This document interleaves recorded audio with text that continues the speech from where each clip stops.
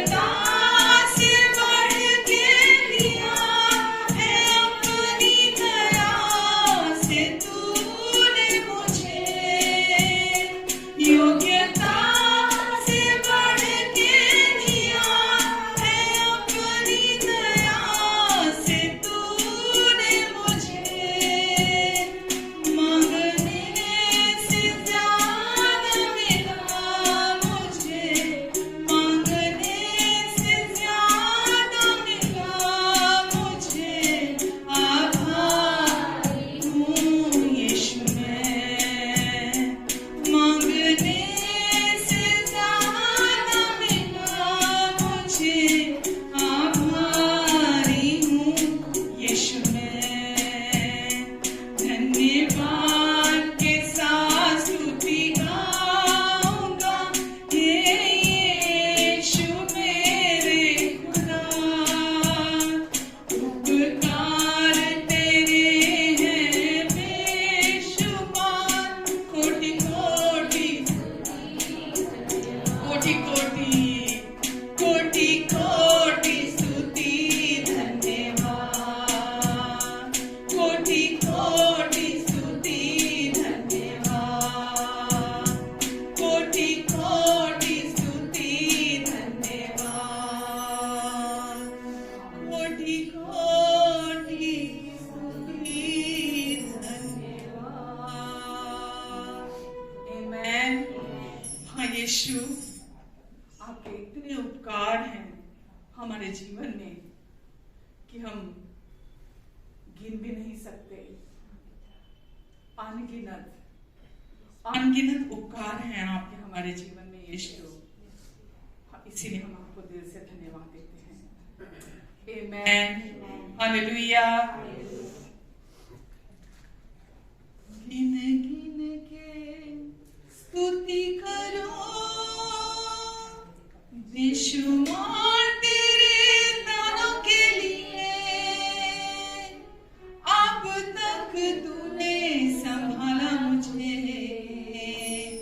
अपनी बाहों में लिए हुए, अब तक तूने संभाला मुझे, अपनी बाहों में लिए हुए, गिन गिन के स्तुति करो बेशुमार तेरे दानों के लिए, जो गिफ्ट दिए तक तूने संभाला मुझे, अपनी बाहों में लिए हुए, अब तक तूने संभाला मुझे, अपनी बाहों में लिए हुए, गिन गिन के स्तुति करो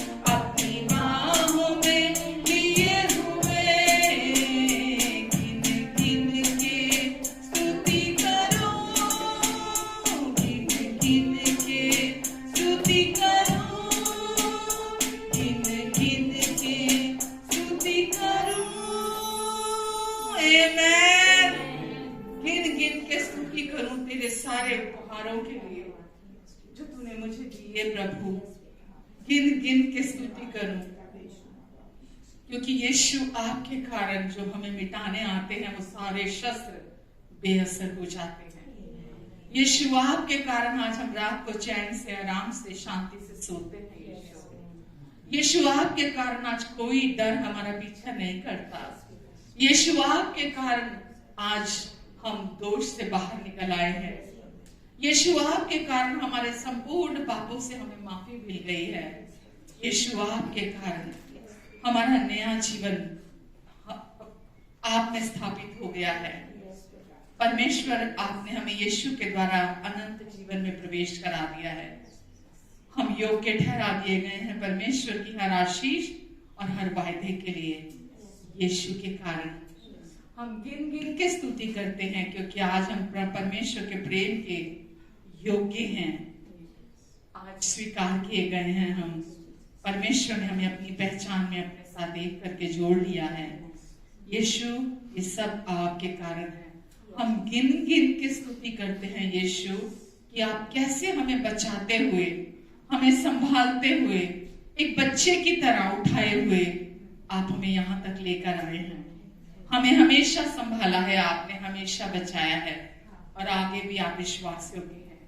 हम धन्यवाद देते हैं यीशु आपकी मेहरबानियों के लिए, आपके प्यार के लिए। मेहरबान मेहरबान तू खुदा है मेरा,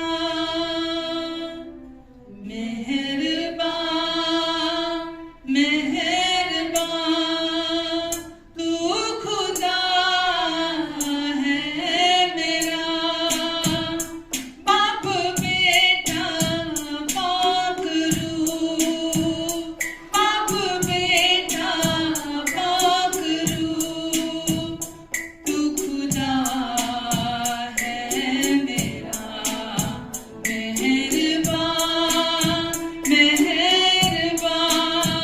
मेहरबान मेहरबान तू खुदा है मेरा, तू खुदा है मेरा। जिंदगी तूने दी, जिंदगी तूने दी, मेरी हर सांस तेरी है, मेरी हर सांस तेरी है। कहिए, जिंदगी तूने दी, जिंदगी तूने दी, मेरी हर सांस तेरी है, मेरी हर सांस तेरी है। तुझे सब मैं देता हूँ, तुझे सब मैं देता हूँ, मेरा सब कुछ तू ही है, मेरा सब कुछ तू ही है। मेहरबान मेहरबान मेहरबान मेहरबान तू खुदा है मेरा, तू खुदा है मेरा। बाप बेटा पाकरू, बाप बेटा पाकरू तू खुदा है मेरा। मेहरबान मेहरबान मेहरबान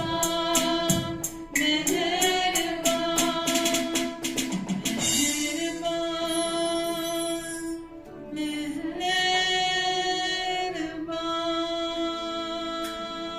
मेहरबान। ये जिंदगी यीशु आपने दी है हमें, ये हमारी हर सांस यीशु आपके लिए है। आप हम में से से होकर लोगों को प्यार करना चाहते हैं। आप हम में से होकर लोगों को ब्लेस करना चाहते हैं। आप हम में से होकर लोगों को चंगा करना चाहते हैं। आप हम में से होकर लोगों को आजादी देना चाहते हैं।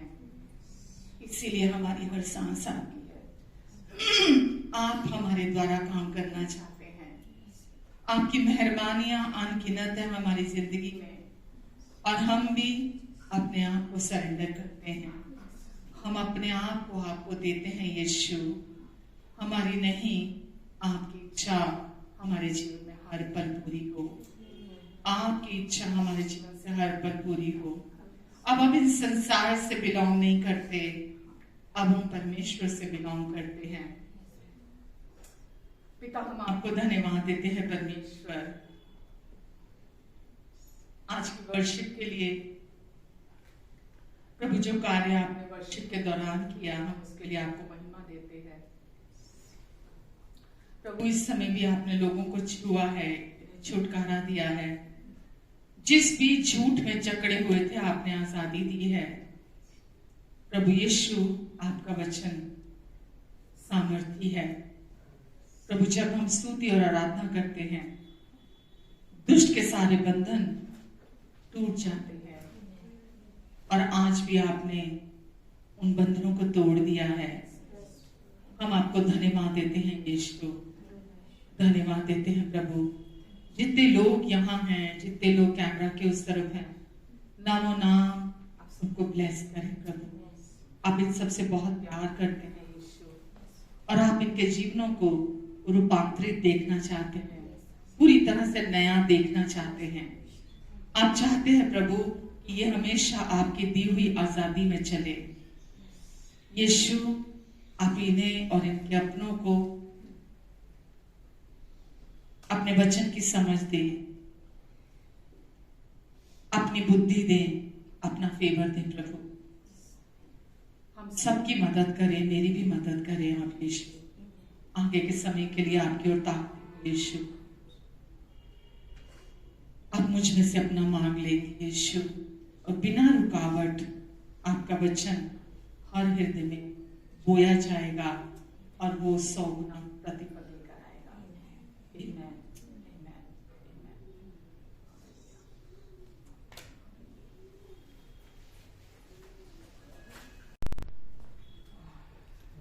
आमीन। कैसे सब? बहुत अच्छा। परमेश्वर हमेशा बेहतर की ओर लेके जाते हैं।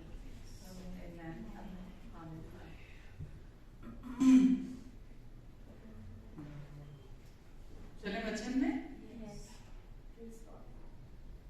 लास्ट वीक क्या वचन था, कुछ थोड़ा सा आइडिया है? विश्वास के बारे में जानना।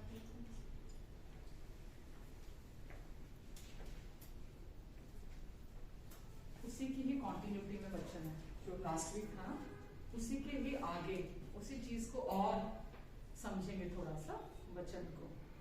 मेरे साथ आप निकालेंगे नीति वचन 19 का 11।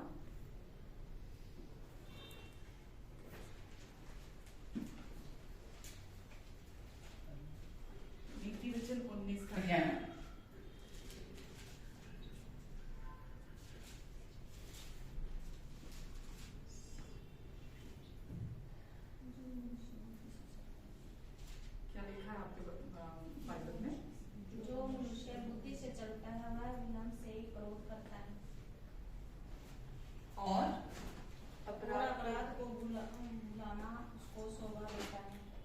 शोभा देता है।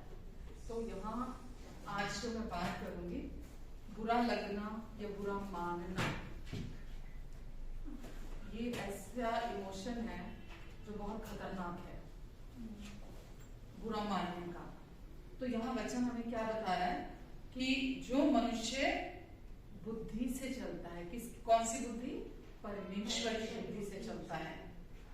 जो मनुष्य परमेश्वर की बुद्धि से चलता है, उसको पता है ये ऑप्शन मेरे लिए नहीं है।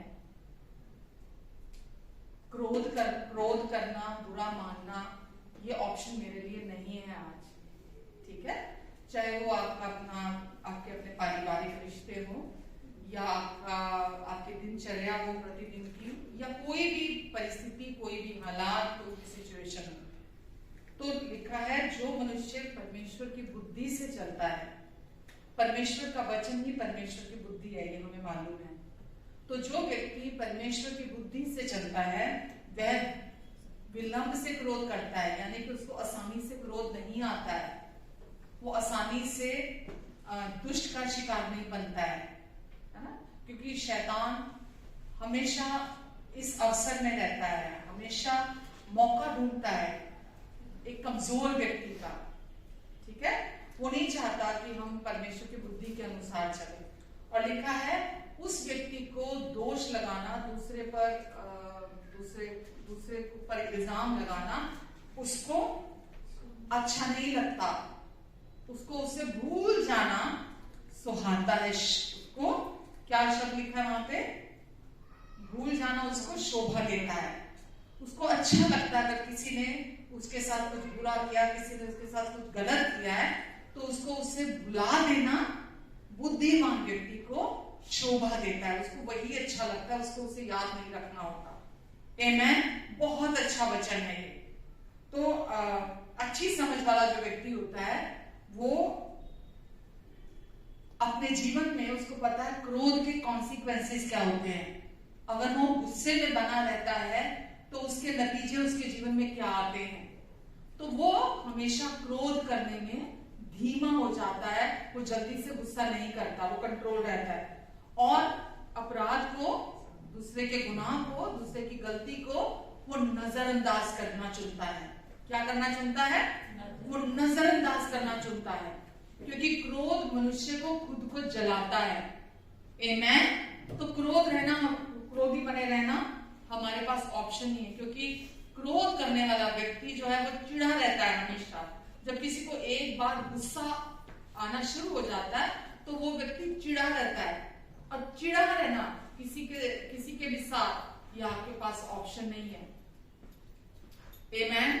जब हम दुनिया में रहते हैं, पारिवारिक रिश्ते हैं संसार में, तो किसी ना किसी के साथ कोई ना कोई बात परिवारों में, घरों में होती रहती है, हाँ कि ना? परिवारों में कुछ ना कुछ होता रहता है। कभी किसी ने कुछ बोल दिया, कभी किसी की कोई बात हमें बुरी लग गई, किसी की कोई बात हमें सही नहीं लगी, है ना? कभी कोई कारण हो जाता। तो हमारे पास प्रतिदिन अनगिनत कारण होते हैं बुरा मानने के, क्रोधित होने के, लेकिन हम उस ऑप्शन को अपने लिए नहीं लेते, बुरा मानने के और क्रोधित होने की। रिश्तों में गड़बड़ियां हम अनुभव जरूर करते हैं, लेकिन हम उसको जल्दी से अपने अंदर डील कर लेते हैं, उन चीजों को अपने अंदर बना नहीं रहने देते हम उन चीजों को। तो अगर हमारे साथ किसी ने गलत व्यवहार भी किया है, हमारे साथ किसी ने सही व्यवहार नहीं किया, तो स्वाभाविक है बुरा मानना, स्वाभाविक है गलत लगना, हाँ के ना? हम अपने आप को बड़ी जल्दी जस्टिफाई करने लग जाते हैं कि किसी ने मेरे साथ बुरा किया, किसी ने मेरे साथ गलत किया, उसको मेरे साथ ऐसा नहीं करना चाहिए था, उसको मेरे साथ ऐसा नहीं करना चाहिए था, और हम खुद को जस्टिफाई करते रहते हैं कि नहीं मैं तो सही हूं, वो व्यक्ति गलत है। लेकिन परमेश्वर क्या बोल रहे हैं कि एक बुद्धिमान व्यक्ति इस ऑप्शन को अवेल नहीं करता, इस ऑप्शन को नहीं लेता। हम यहाँ इस दुनिया में खुद को ठीक ठहराने के लिए नहीं है, हम इस दुनिया में अपने आप को सही ठहराने के लिए नहीं है। आप समझ रहे हैं? परमेश्वर चाहते हैं हम बुद्धिमानी से चलें, ना कि खुद को सही ठहराने के हमेशा उस मोड में रहे हम कि कहीं मुझे कोई व्यक्ति मिल जाए और मैं उसके पास जाकर अपने दिल की बात करूं ताकि वो व्यक्ति मुझे सही ठहरा दे। मुझे कोई व्यक्ति ऐसा मिल जाए कि मैं उसके पास जाऊं और जो मैं क्रोधित हूं, जो मैं इस समय बहुत गुस्से में हूं, और जो मैं इस समय जो इमोशंस, नेगेटिव इमोशंस में हूं, सामने वाला व्यक्ति मुझे जस्टिफाई कर दे, सामने वाला व्यक्ति मुझे सही ठहरा दे और मुझे बोले कि नहीं वाकई में तू बिल्कुल सही है, वो दूसरा व्यक्ति बिल्कुल गलत है। आप समझ रहे हैं? तो आप हमेशा उस स्थिति में उसमें बने रहते हैं जब तक आप अपने जब तक आप इस आदत से बाहर नहीं आते कि मैं यहाँ इस दुनिया में सही ठहराए जाने के लिए नहीं हूं, कि कोई व्यक्ति मुझे ये कहे कि मैं सही हूं और सामने वाला व्यक्ति गलत है। मालूम है प्रभु के लोग जब कोई उनके जीवन में कुछ गलत भी कर देता है ना, तो भी वो गलत नहीं चलते। अगर कोई उनके साथ कुछ गलत करता है तो भी वो गलत नहीं चलते। क्यों? क्योंकि वो जानते हैं उनके अंदर जो पावर है वो उनके लिए क्या कर सकती है। समझ रहे हैं? तो आपके पास और मेरे पास बुरा मानने की ऑप्शन नहीं है। मानो तो बुरा मानना जो है, हम बोलते हैं ना हर्ट हो गई कोई चीज, हर्ट होने से ज्यादा खतरनाक बुरा मानना है। बुरा मानने का मतलब पता है क्या होता है? कड़वाहट में बने रहना, उस व्यक्ति के खिलाफ अपने दिल में बातें जमा करके रखना, उस व्यक्ति को हमेशा मतलब उसकी जब आपको ये बुरा मानने की आदत होती है तो उस व्यक्ति में 100 बातें सही, 100 में से 98 बातें उसमें सही भी होंगी ना, आपको उसकी 98 बातें ऐसे गलत लगेंगी कि उसमें 200 बातें गलत है। उसमें 98 बातें सही होंगी तो भी आपको लगेगा कि उसके अंदर 200 बातें गलत हैं। समझ रहे हैं आप? बुरा मानना इंसान को अंधा बना देता है। अगर मैं दूसरे शब्दों में कहूं तो अगर किसी में ये बुरा मानने की छोटी छोटी, जिसको बोलते हैं ना टची, कभी इसकी बात करो, क्योंकि वो आपके अंदर वो इमोशन है, आपके अंदर वो भावना है बुरा मानने की, इसीलिए आप टची होते हैं। आपको कभी भी कहीं भी किसी की भी बात बुरी लग जाती है। और बुरा मानना आपको अंधा बना देता है, यानी कि आपको कुछ सही दिखाई नहीं देता, आपको हर चीज की पिक्चर उल्टी ही दिखाई देती है। इसीलिए तो परिवारों में इतना जबरदस्त आपस में लड़ाइयां, झगड़े, रिश्ते खराब, एक दूसरे की शक्ल नहीं देखना, एक दूसरे का मुंह नहीं देखना, एक दूसरे को सहना नहीं, एक दूसरे को माफ नहीं करना, एक दूसरे के साथ धीरज से भी पेश नहीं आना। इसीलिए परिवारों में वो झगड़े जो है वो जीवन भर चलते रह जाते हैं। पर आप और मैं, हम इस संसार से बिलोंग नहीं करते। अभी मालूम है आपको? हम क्योंकि झूठ में जी रहे हैं, हम अभी भी वो जो हम नहीं हैं, जो अब वो पहचान हमारी पुरानी थी यीशु में आने से पहले, हम अभी भी अपनी नई पहचान में उसको जानते नहीं है, उसमें चल नहीं रहे हैं। इसीलिए हम अभी भी दुष्ट के इन विचारों को लेकर हम उसका शिकार बने रहते हैं। आमीन, हालेलुया। हमें लगता है मैं तो चर्च आता हूँ, मैं तो रोज सुबह उठ के 1 घंटा प्रार्थना करता हूँ, मैं तो शाम को भी प्रार्थना करता हूँ, मैं तो इतने सारे वचन भी बोलता हूँ, मैं तो उपवास भी करता हूँ, मैं तो ये भी करता हूँ, मैं तो वो भी करता हूँ, फिर मेरी प्रार्थना क्यों नहीं सुनी जा रही? फिर मेरी प्रार्थना का उत्तर क्यों नहीं आ रहा? फिर मेरे जीवन में कुछ सही क्यों नहीं हो रहा? होता है ना ऐसा? हमें लगता है चीजों में डिलेज हो रहे हैं, क्यों नहीं मेरी जिंदगी में हो रही है। बट मैं आपको यही बताना चाह रही हूँ कि जब आप अपने अंदर इस नेगेटिव इमोशन को अपने अंदर लेकर चलते रहते हैं और आप अपने आप को सही और दूसरों को गलत ठहराने में लगे रहते हैं, यानी कि वो अंदर बुरा मान के बैठे होते हैं, सही शब्दों में। ठीक है? ये जब सही, मैं ये बातें आपको क्यों बोल रही हूँ? ताकि आप इस इमोशन के प्रति जागरूक रहे कि ये अब आपके लिए नहीं है, ये नेगेटिव इमोशन अब आपके लिए नहीं है, ये अब ऑप्शन आपके पास नहीं है। हमारे पास दिन में हजारों कारण आते हैं कि हम नाराज हों, एक से नहीं तो दूसरे से, दूसरे से नहीं तो तीसरे से। लेकिन अब आप बुद्धिमान हैं, परमेश्वर की बुद्धिमान संतान है। अब आपके पास ऑप्शन नहीं है बुरा मानने की। आमीन। तो बुरा लगने का की जो डेफिनेशन है वो है कि अपने अंदर द्वेष को पकड़ कर रखना, कड़वाहट को अपने अंदर पालना उस व्यक्ति के लिए जिसको लेकर आप बुरा मान रहे हैं, गलत को अपने हृदय के अंदर जो आपकी जो परमेश्वर ने आपको एक शांति और एक आनंद और धीरज की स्थिति दी है, परमेश्वर ने आपके अपने अंदर की उस जगह को बदलने देना। समझ रहे हैं आप? बुरा मानना आपके अंदर परमेश्वर की बातों को हटाकर आपके अंदर उन नेगेटिव इमोशंस को लेकर आता है और आपके अंदर आपके विचारों को, जिसको बोलते दूषित करना, आपके विचारों को दूषित करता है। मुझे नहीं मालूम कि पिछले 2-3 हफ्ते से परमेश्वर इस चीज से डील करने के लिए क्यों कह रहे हैं, क्योंकि कभी कभी हमें पता नहीं होता और दुष्ट हमारे अंदर लगातार बाढ़ की तरह इन बातों को लेकर आ रहा होता है और हम अनजान होते हैं इन इमोशन से, और वो अपना जाल हमारे अंदर बुनता चला जाता है। हमारे अंदर वो कब बुन कर चला जाता है वो जाल, हमें पता भी नहीं चलता, हम उससे अनअवेयर होते हैं। तो आपको और मुझे परमेश्वर क्या कहते हैं कि बुरा लगना, पहले अपने अंदर इस चीज को हम समझ लें। हम जैसे बोलते हैं ना कि दोष नहीं लगाना, है ना, ना खुद पर लगाना ना किसी पर लगाना, है ना। गिल्ट समझ में आता है ना आपको, गलानी, गिल्ट की भावना अंदर होना, ये हमारे लिए नहीं। एक विश्वासी के लिए गिल्ट या गलानी, जिसको बुरा महसूस करना बोला जाता है, ये एक विश्वासी के लिए नहीं है।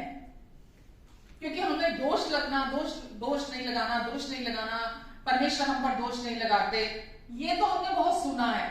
लेकिन अगर आप ये बात को समझो कि अब एक विश्वासी के लिए, जिसको बोलते हैं ना कि कुछ करके पछताना, बुरा महसूस करना, कुछ कर लिया तो अरे मेरे को ये नहीं करना चाहिए था, मैंने ये क्यों कर लिया, ये जो छोटी छोटी चीजें हैं ना जो आपके अंदर आपको बुरा महसूस कराती हैं, ये शत्रु की ओर से भेजी गई, ये समझ लीजिए कि वो तीर हैं जिससे आप अनजान हैं। ये शत्रु की ओर से भेजे गए वो तीर हैं जिससे आप अनजान बने रहते हैं। तो परमेश्वर हमें क्या सिखाते हैं कि हमको बुरा नहीं मानना, क्योंकि जब सपोज मैं हूं, अगर मैं बुरा मानती हूं, बुरा मानते से मतलब किसी ने कुछ गलत किया और मुझे बुरा लग गया, जैसे ही वो किसी ने कुछ किया और वो मुझे बुरा लगा, जैसे ही वो आया बुरा लगने का इमोशन, मैं वहीं के वहीं अगर उस इमोशन के साथ डील नहीं कर लेती, उसको प्रभु की अधीनता में नहीं लेकर आती और उसके बारे में निरंतर बार बार सोचने लगती हूं कि ये तो नहीं करना चाहिए था, ये तो नहीं करना चाहिए था, ये तो बहुत गलत है, ये तो जो भी, चाहे वो आपकी तरफ से हुआ हो चाहे किसी ने आपके साथ किया हो, तो वो क्या करता है, वो आपके अंदर शत्रु को आप जाल बुनने का मौका देते हैं, ठीक है। और जब शत्रु आपके अंदर जाल बुनने लगता है, तो मैंने अभी क्या बोला, बुरा मानना एक इंसान को अंधा कर देता है। क्या कर देता है? अंधा कर देता है। फिर उस व्यक्ति को कुछ अच्छा दिखाई नहीं देता, उठते बैठते सोते जागते उसके विचारों में वही चीजें बार बार घूमती रहती है। वो चल तो रहा होगा, वो दिख तो रहा होगा, बैठा है, खा रहा है, पी रहा है, लेकिन उसके विचारों में किसने कब्जा कर लिया? दुष्ट ने कब्जा कर लिया। रात को बिस्तर पे सोने के लिए लेटेगा वो इंसान, तो क्योंकि उसने उन विचारों को वेलकम कर दिया, तो अब दुष्ट अपना काम तेजी से उसके अंदर कर रहा है। समझ रहे हैं आप? लेकिन परमेश्वर क्या चाहते हैं कि हम इस शैतान के इस तीर को समझें और हम भावनाओं के चलाए से ना चले कि हम जो बाहरी तौर पर हम देख रहे हैं, जो चीजें महसूस कर रहे हैं अपने शरीर में, हम उसके अनुसार ना चलें। हम जैसा परमेश्वर का आत्मा हमें सिखाता है उसके अनुसार चलें। आमेन। किसी भी इंसान में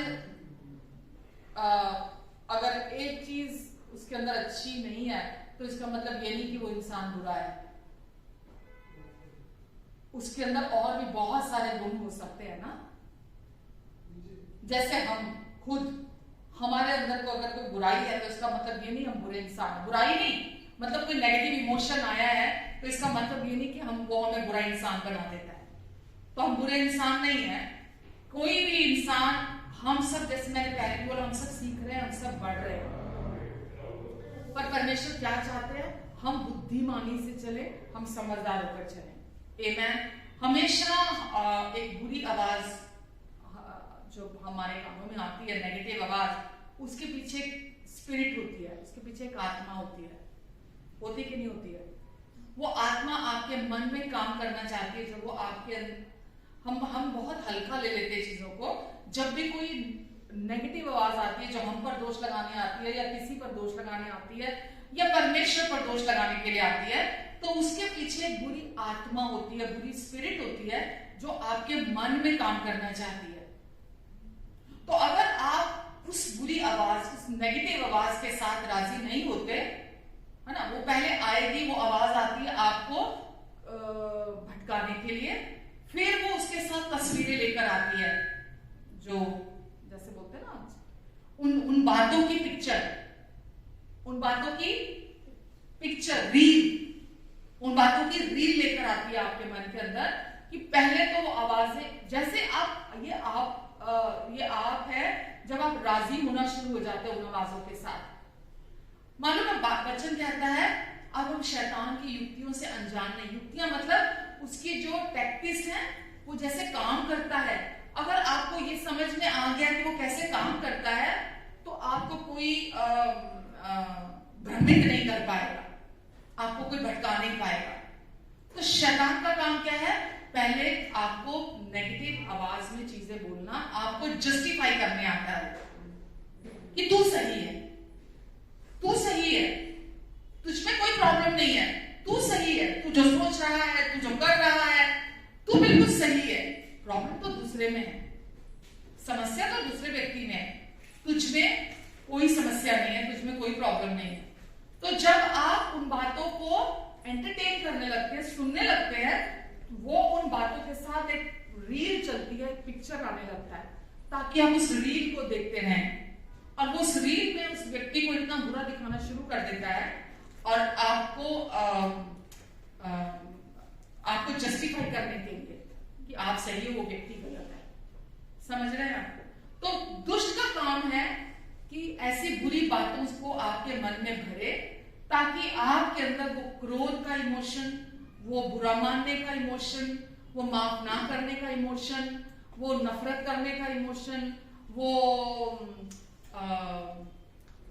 कड़वाहट, है ना, दूसरे के प्रति अपने मन में गलत सोच बना के रखना, ताकि आप उन चीजों में बने रहें। अगर हम सियाने नहीं होते हैं तो हम दुष्ट का हथियार बने रहते हैं। क्योंकि बहुत बार जब इंसान नेगेटिव होता ना, तो नेगेटिव एक समय में होता है, अकेला रहना अच्छा लग जाता है ना, अकेले में बातें करना, अकेले में बैठे रहना घंटों बड़ा अच्छा लगने लग जाता है। फिर अकेले में रोना बहुत शांति देता उसको, जब वो रोता है ना अकेले में, उसको बड़ा अच्छा लगने लग जाता है। ये मालूम क्या है? ये दुष्ट की स्ट्रेटेजी है, ये दुष्ट का काम है, ये उसका तरीका है काम करने का। ये परमेश्वर नहीं आपके जीवन में। तो आपको और मुझे परमेश्वर क्या चाहते हैं कि हम ये समझें, ये जो छोटी छोटी बातें हैं जिनको लेकर हम बुरा मानते हैं, जब हम यीशु में नहीं आए थे, है ना, तो हम सब के जो सेंसेस हैं, ज्ञानेंद्रियां हैं, जब हम यीशु में नहीं आए थे, हमने यीशु में विश्वास नहीं किया था, हम आत्मा से नहीं भरे थे, ठीक है, हम आत्मा से भरे ही नहीं थे, तो आत्मा के चलाए से कैसे चलते। लेकिन जब हम यीशु में नहीं आए थे, तो दुष्ट हमारे ज्ञानेंद्रियों का प्रभु बना बैठा था। वो हमारे बोलने, जो हम बोलते थे, बहुत बार आपने गवाहियां सुनी है कि पहले तो बहुत गालियां देते थे, यीशु में आने से पहले गालियां देना बिल्कुल बंद हो गया, झूठ बोलते थे, झूठ बोलना बंद हो गया, बुराइयां करते थे, चुगलियां करते थे, लेकिन वो अपने आप चला गया।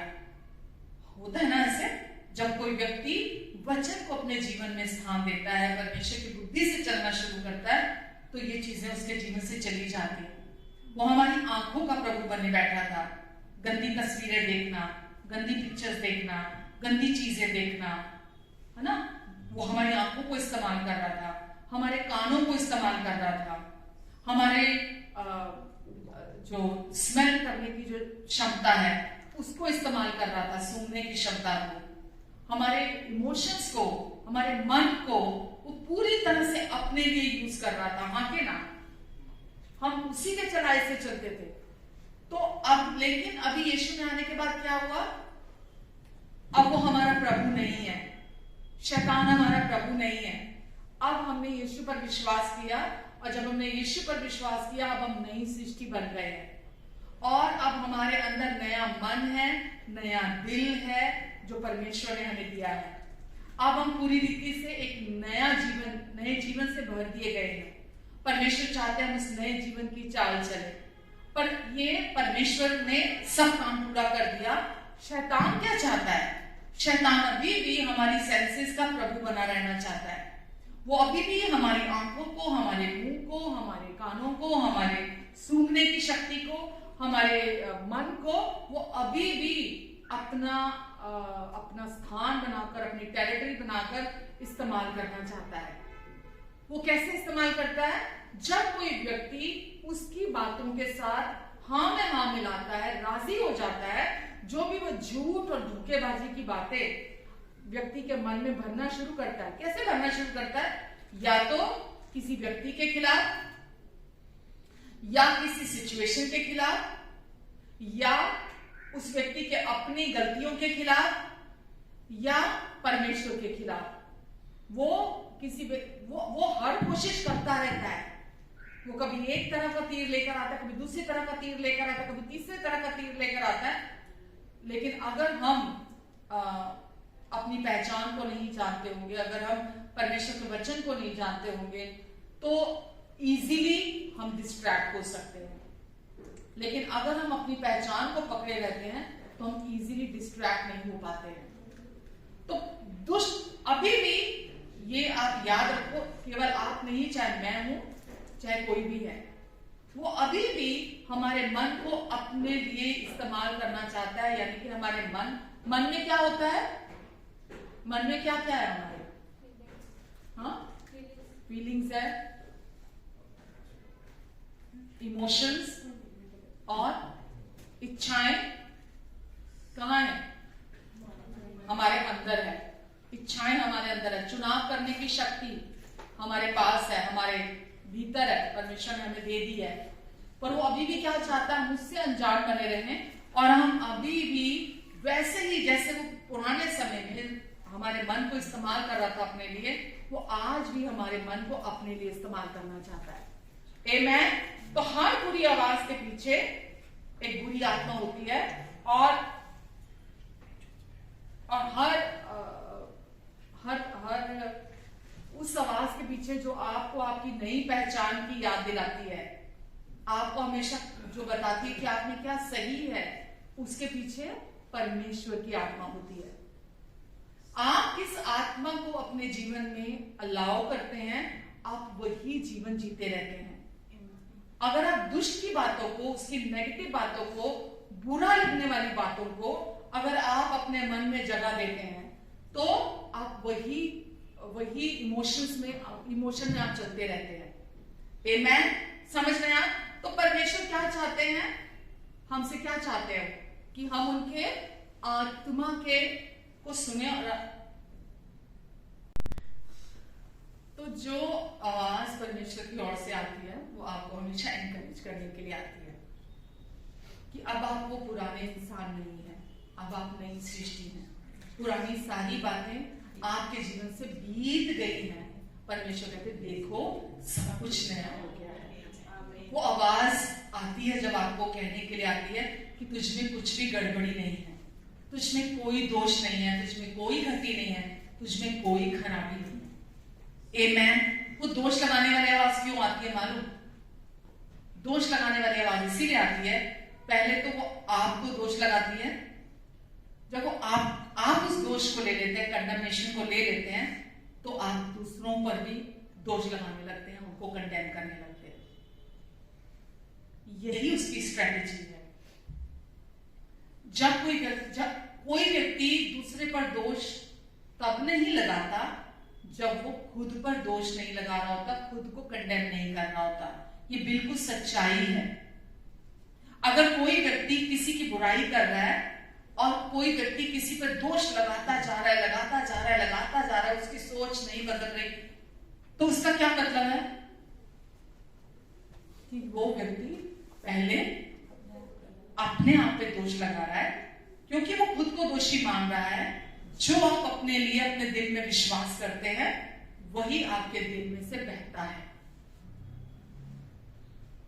जब आप उस आवाज को सुनते हैं जो आप पर दोष लगाने, आपको कंडेम करने के लिए आती है, आप उस आवाज के साथ जब अपने लिए राजी हो जाते हैं, आप अपने आप को वही मानने लगते हैं जो आपको आप मसीह में नए बना दिए गए हैं। अब उस पहचान से बेखबर, अब वो आवाज जो आपको ये बोलने आती है कि तू अच्छा नहीं है, तू बुरा है, तू खराब है, तुझ में ये प्रॉब्लम है, तुझ में वो प्रॉब्लम है, जब आप उस आवाज के साथ राजी होने लगते हैं, आप वही दूसरों पर भी दोष लगाने लगते हैं। तो ये आपको पहचानने की जरूरत है कि कौन सी आवाज परमेश्वर की आवाज है।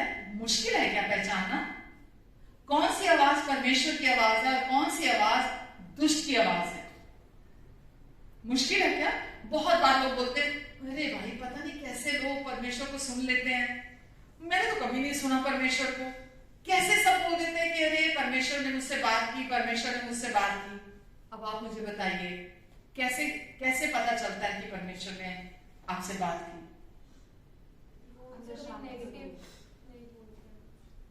एग्जैक्टली। परमेश्वर कभी आप पर दोष नहीं लगाते, परमेश्वर कभी आप में कमी नहीं निकालते, परमेश्वर को आप में कभी कोई दोष नहीं दिखाई देता, क्योंकि प्रभु यीशु मसीह के लहू के द्वारा परमेश्वर ने आपके सारे दोष को खत्म कर दिया, मिटा दिया है। तो अब जब परमेश्वर आपको देखते हैं, अपनी प्रिय संतान के तौर पर देखते हैं, आप में कोई कमी कोई गति नहीं देखते हैं परमेश्वर। तो जब आप परमेश्वर को सुनते हैं, वो हमेशा आपको एनकरेज कर रहे होते हैं। कितनी भी नेगेटिव सिचुएशन क्यों ना हो, परमेश्वर आपको उस नेगेटिव सिचुएशन के बीच में, या आपने कोई भी गलती गुनाह पाप भी क्यों ना कर दिया, कितना बड़ा, या आपके बिहेवियर में कितनी भी कमियां क्यों ना हो, परमेश्वर आपको हर टाइम अंदर क्या करते हैं? हेलो, क्या करते हैं? वो आवाज, उनकी आवाज क्या करती है? आपको एनकरेज करती है, आपको उठाती है, आपकी प्रशंसा करती है, आपको बताते हैं परमेश्वर कि तू अभी भी मेरी बेटी है, तू अभी भी अच्छी है, तू अभी भी भली है, तुझ में कोई दोष नहीं है, तुझ में कोई गति नहीं है, तू अभी भी खूबसूरत है। लेकिन आप क्या बोलते हैं? नहीं परमेश्वर नहीं, आपको नहीं पता, आपको नहीं पता। हम परमेश्वर को सिखाने लगते हैं, और परमेश्वर क्या कहते हैं? मेरी सुन, मेरी सुन, जो मैं तेरे लिए कहता हूं तू मेरी सुन, तू मेरी है क्योंकि मैंने तुझे छुड़ा लिया है, मैंने तेरे पापों को पूरी तरह से धो दिया है, तुझे शुद्ध कर दिया, हिम की नाई सफेद कर दिया है। तेरे पाप मैंने तेरे जीवन से इतने दूर कर दिए जितना उद्याचल से अस्ताचल, मैंने तेरे पापों को तेरे जीवन से ऐसे दूर कर दिया है। तो वो आवाज हमेशा आपको इनकरेज करने के लिए आती है। जब हम किसी से बहुत एक्सपेक्टेशन रखते हैं, बुरा कब लगता है? वैसे तो बहुत सारे कारण हैं, ठीक है, लेकिन जब हम किसी से कुछ एक्सपेक्टेशन रखते हैं और हमारी वो एक्सपेक्टेशन पूरी नहीं होती है, तो क्या लगता है हमें?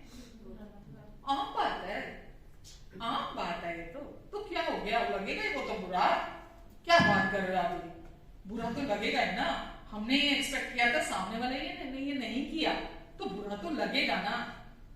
है ऑप्शन हमारे पास बुरा लगने की, बुरा मान सकते हैं हम। अगर हमने किसी से कुछ एक्सपेक्ट किया और उसने नहीं किया हमारे लिए, क्या ये ऑप्शन है कि हम बुरा माने? सबके सिर नहीं हिल रहे हैं, क्या ऑप्शन? नहीं है। अगर हमने किसी से कुछ एक्सपेक्ट किया और उसने नहीं किया, हमारे पास ऑप्शन नहीं है। हम अगर किसी से कुछ एक्सपेक्ट करते हैं, मालूम है मुझे ये बात प्रभु ने सिखाई जब मैं यीशु में आई थी, कि मुझे जीवन में ना कहना नहीं आता था, किसी को ना बोलना नहीं आता था, और उस वजह से मैं कारपेट बनी रहती थी। प्रभु ने मुझे कहा तेरे पास ना बोलने की ऑप्शन है। जिसको नाराज होना है, जिसको नाराज होने की आदत है, वो वैसे भी नाराज होगा, वो वैसे भी नाराज होगा जिसको नाराज होने की आदत है। लेकिन तेरे पास ना बोलने की ऑप्शन है। ना बोलने की ऑप्शन हेल्दी ऑप्शन है, और यही हम पर लागू होता है ना। अगर हम दूसरे को ये बोल रहे हैं कि दूसरा हमें ना बोल सकता, हम दूसरे को ना बोल सकते हैं, तो यही ऑप्शन हमारे लिए भी खुली है कि अगर आपको कोई ना बोलता है तो आपको उसको बहुत अच्छे दिल से लेने की जरूरत होती है। हम बोलते मुझे ना बोल दिया, मुझे कैसे ना बोल दिया, अरे मैंने तो कभी कुछ बोला ही नहीं था, मैंने तो कभी इससे कुछ मांगा ही नहीं था, मैंने इस व्यक्ति को ये काम बोला, मैं तो हमेशा इसके लिए करता था, मैं तो हमेशा इसके लिए खड़ा था, इसने मुझे ना बोल दिया। तो इसका रिजल्ट क्या होता है? हमारे अंदर बुरा मानते हैं। क्या करते हैं? बुरा मानते हैं। और बुरा मानना खतरनाक है। बुरा मानना हमें अंधा कर देता है। हम सच्चाई को देख नहीं पाते हैं, हम उस इंसान की बाकी अच्छाइयों को देख नहीं पाते हैं। वो इंसान हमारे जीवन में कितनी बड़ी ब्लेसिंग है, हम देख नहीं पाते हैं। समझ रहे हैं आप? हस्बैंड वाइफ का रिलेशनशिप ही आप ले लो, अगर हस्बैंड ने किसी चीज के लिए ना बोल दिया, वाइफ को इतना गुस्सा आ जाता है, ना कैसे बोल दिया इसने मेरे को, होता है ना ऐसा? क्यों मैंने पहली बार तो बोला था, फिर भी ना बोल दिया मेरे को इन्होंने। और वो क्या करती है? बुरा मानना शुरू कर देती, बुरा मान लेती है अंदर। और बुरा मानना क्या करता है? उसको उस रिलेशनशिप की खूबसूरती के लिए, सच्चाई के लिए अंधा बना देता है। यही सेम हस्बैंड वाइफ या वाइफ हस्बैंड, दोनों में से किसी के लिए हो सकता है। आप समझ रहे हैं? तो बुरा मानने की ऑप्शन हमारे लिए खुली नहीं है। अगर आप किसी से कुछ चाहते हैं वो आपके लिए करे, सामने से जाकर आप बोल सकते हैं। और अगर सामने वाला व्यक्ति ना बोल देता है, उसके लिए पहले ही अपने आप को तैयार करके जाइए कि मुझे वहां से ना सुनना मिल सकता है और मुझे कुछ बुरा नहीं लगेगा अगर वो मुझे ना बोल देगा आगे से। आप समझ रहे हैं? ये छोटी छोटी श्रेष्ठ गीत शायद 2 में लिखा है कि उन छोटी छोटी लोमड़ियों को पकड़ लो जो दाग की बालियों को खराब कर देती हैं, क्योंकि तुम्हारी दाग की बालियों में फूल लगे हुए हैं। क्योंकि तुम्हारी दाग की बालियों में फूल लगे हुए हैं। आपका जीवन क्या है? फ्रूटफुल है, फलवंत है, खूबसूरत है। परमेश्वर ने उसको यीशु के लहू के द्वारा खूबसूरत बना दिया है। आपके जीवन में कोई कमी घटी नहीं है। आप हर तरफ से बहुत सुंदर हैं, खूबसूरत हैं।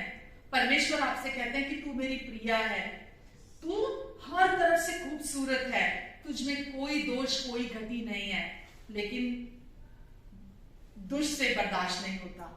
वो कहता है कैसे इतना खूबसूरत, कैसे इनको इतना अच्छा रहने दे। परमेश्वर ने जो इनको बना दिया।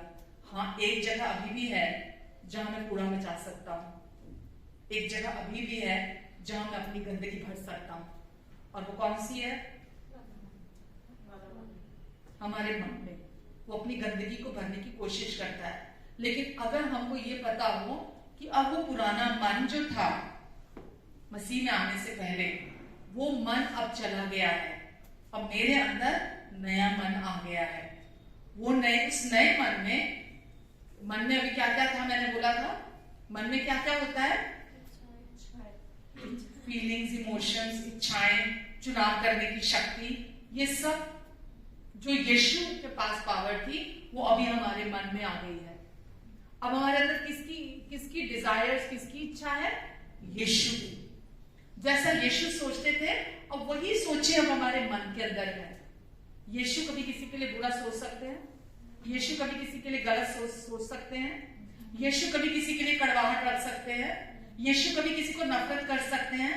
अब हमारे अंदर वही मन है, हमारे अंदर वही इमोशंस, वही इच्छाएं हैं जो यीशु की थी। अब हमारे अंदर बाइबल में लिखा है मसीह का मन है अब हमारे अंदर। अब हमारे अंदर वो पुराना मन नहीं है, पर क्योंकि हम अपनी नई पहचान को जानते नहीं हैं, क्योंकि अभी भी हम अपने उस पुराने मनुष्यत्व पर मन लगाए हुए हैं, उस ओल्ड सेल्फ पर हम अपना मन लगाए हुए हैं, हम अभी भी अपने आप को वही समझ रहे हैं, इसीलिए शत्रु ढीला नहीं है। इसीलिए वो हमेशा इस फिराक में रहता है कि कब किसको फाड़ खाए। किसको फाड़ खाए?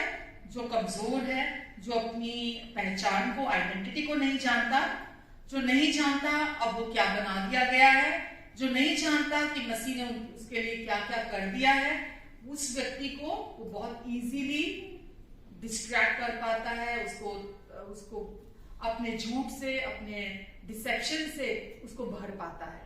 आप समझ रहे हैं? लेकिन आज आप जो बात सीख कर जाएंगे, ये मेरा विश्वास है, और मैं आज जानती हूं कि पवित्र आत्मा आज आपको इस बात के लिए बुद्धिमान बना रहे हैं कि आपके पास दिन में दसियों नहीं सैकड़ों कारण आएंगे बुरा मानने के, है ना? कि इसने ये क्यों बोल दिया, इसने ये क्यों कर दिया, इसने ऐसा क्यों कर दिया, ये मुझे प्यार नहीं करता, ये मुझे पसंद नहीं करता, ये मुझे अच्छा नहीं समझता, मैं इस व्यक्ति का फेवरेट नहीं हूं, मैं तो इसके लिए बहुत कुछ करता हूं पर ये व्यक्ति मेरे लिए कुछ नहीं करता, वगैरह वगैरह वगैरह। आपके पास बहुत सारे रीजन आएंगे। आपने उस व्यक्ति के लिए शायद जीवन भर बहुत अच्छा किया, पर जब उसका समय आया उस व्यक्ति ने अच्छा नहीं किया।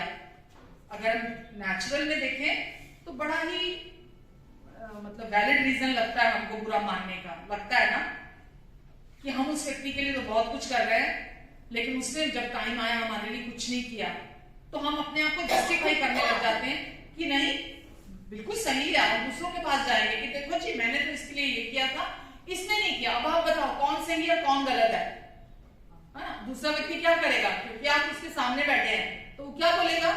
बिल्कुल सही है, तू बिल्कुल सही, तेरी तो कोई गलती नहीं है, उसकी गलती है। और जिसके साथ आपका झगड़ा होगा हो सकता है वो भी उस व्यक्ति के पास जाए कि देखो जी उस व्यक्ति ने मैंने उसके साथ ऐसा नहीं किया, वो ऐसा बोल रहा है, वो ऐसा बोल रहा है, अब आप बताओ जी कौन सही है कौन गलत है? क्योंकि वो उसके सामने बैठा है तो वो क्या बोलेगा? अरे भाई आप सही हो, आप सही हो, वो गलत है, मैं तो समझ रहा था वो सही है, नहीं नहीं पर आप सही हो।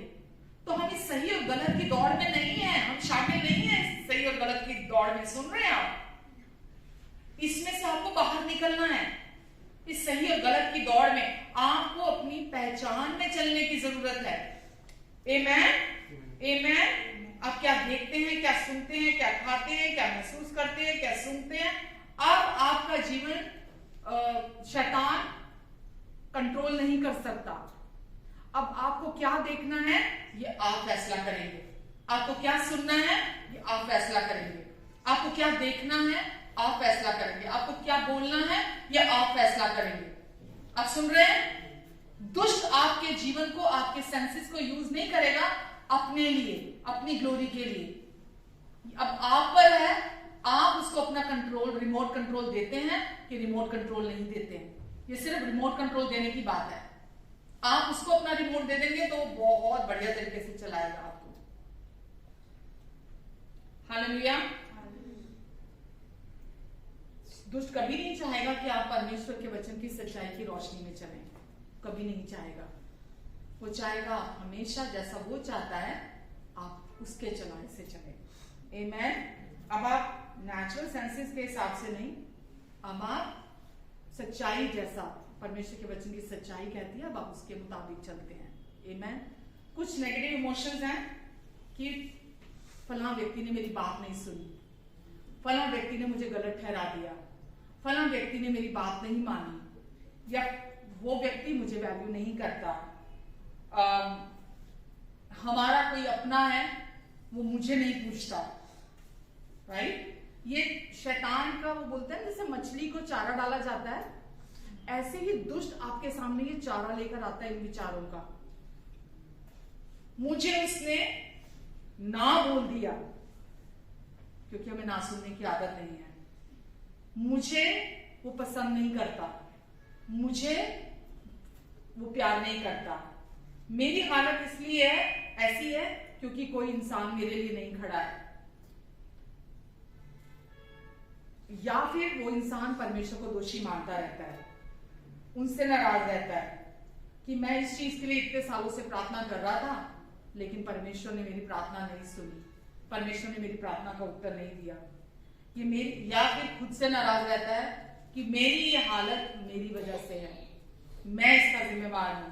अगर उस समय पे मैंने ये कर लिया होता, अगर मैंने वो समझ लिया होता, तो आज मेरी ये हालत ना होती, जिसको क्या बोलते हैं, पछतावा। ये भी परमेश्वर के लोगों के लिए नहीं है, पछतावा। परमेश्वर के लोग, परमेश्वर क्या चाहते हैं मालूम? पछतावा किसको बोलते हैं? पछतावा किसको बोलते हैं? एग्जाम्पल क्या है कि कोई इंसान, एक होता है पश्चाताप और एक होता है पछतावा। पश्चाताप का मतलब होता है रिपेंटेंस। रिपेंटेंस का मतलब होता है मन फिराना, राइट? रिपेंटेंस का मतलब क्या होता है? मन फिराना, यानी कि जिस भी जगह पर आप हैं वहां से मुड़ जाना, आगे और उस दुष्ट की स्ट्रेटेजी में नहीं चलना। एकदम आपको अंदर से, आपकी कॉन्शियस में वो एनलाइटमेंट हो जाती है, आपको परमेश्वर का वचन आप तक पहुंचता है और आपका अंदर जागृत हो जाता है और आप यू टर्न ले लेते हैं। उसको क्या बोलते हैं? रिपेंटेंस। रिपेंटेंस मतलब अपनी पहचान में वापस चलने लगना। जैसा परमेश्वर आपके लिए देखते हैं, बोलते हैं, वापस उसमें चलने लगना, उसको रिपेंटेंस कहते हैं, यानी कि मन फिराना। पछतावा क्या होता है? पछतावा क्या होता है? खुद को दोष लगाते रहते हैं, उसी में बने रहते हैं। पछतावे में बने रहना। अरे जैसा लोग भलाई करते हैं ना किसी के साथ, और अगर उनको लगता है वहां से उनको उसका सिला नहीं मिला, तो क्या होना, क्या क्या करते हैं वो?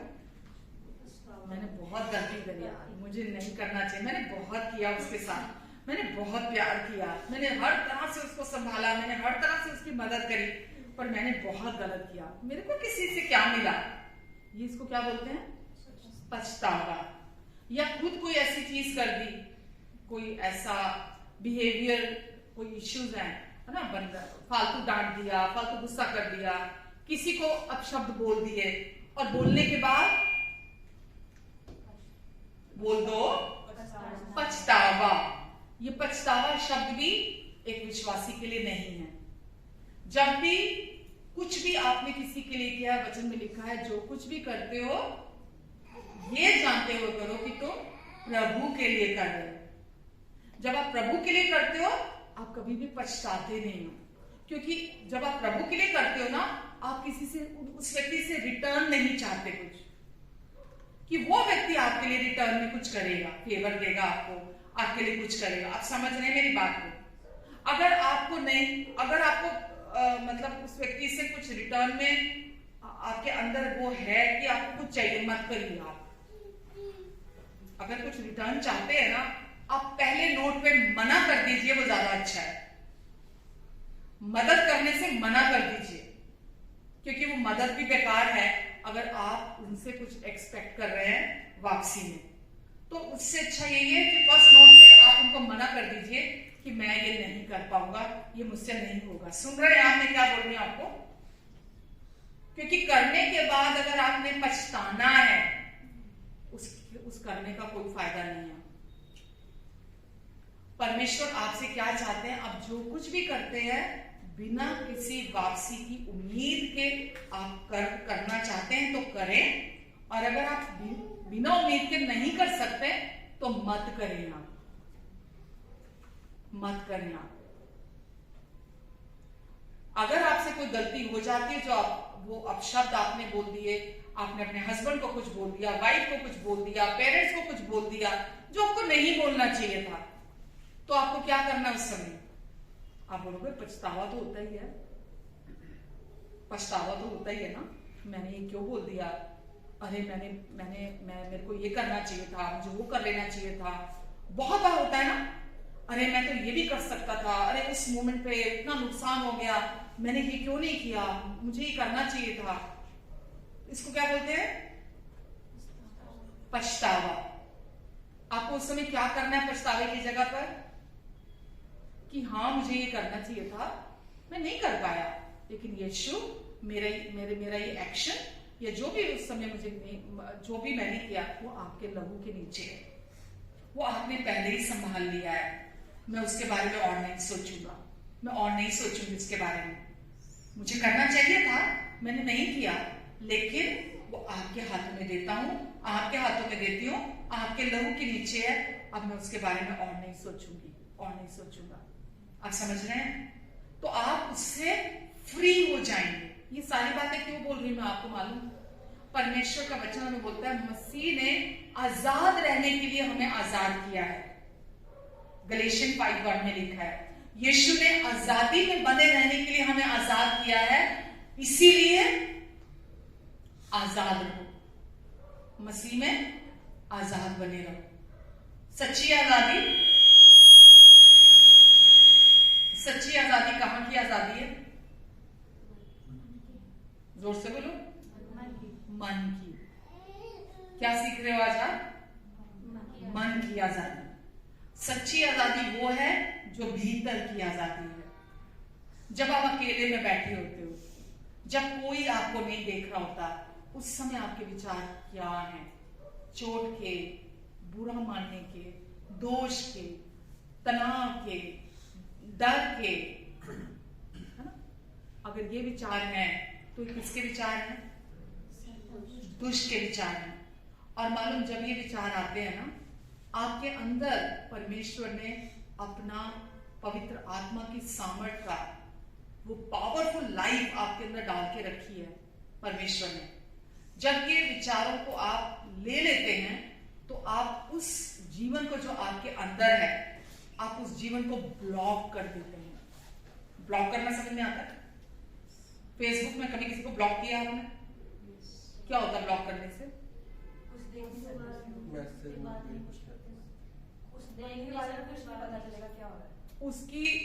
उस बंदे की कोई भी अपडेट्स, जो भी वो डाल रहा है, पोस्ट कर रहा है, कुछ भी, आप उसके साथ कोई कनेक्शन नहीं है, वो ब्लॉक हो गया, कोई सप्लाई अब आपके पास नहीं आएगी। राइट? परमेश्वर का जीवन कहाँ है आज? हमारे अंदर है, और वो हर समय आप में बह रहा है। आपको उसके लिए कुछ नहीं करना, वो हर समय आपके अंदर बह रहा है।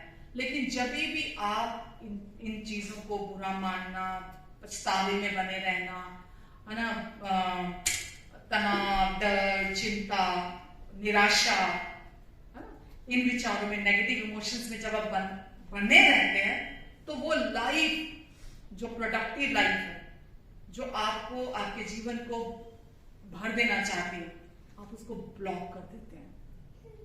आपको लगता है यार मैं तो चर्च भी जाती हूँ, मैं तो चर्च भी जाता हूँ, अरे मैं तो प्रार्थना भी करता हूँ, मैं तो ये भी करता हूँ, मैं तो वो भी करता हूँ, पर क्यों नहीं जीवन बदला?